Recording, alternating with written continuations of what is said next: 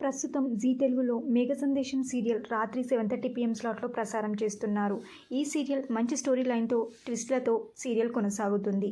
అయితే ఈ సీరియల్లో శోభ క్యారెక్టర్లో సుజిత ధనుష్ నటించిన విషయం అందరికీ తెలిసిందే. సుజిత ధనుష్ శోభ క్యారెక్టర్లో మళ్ళీ రీఎంట్రీ ఇవ్వబోతున్నారు. నవంబర్ 15న మహాసంగమం ఎపిసోడ్స్ రాబోతున్నాయి.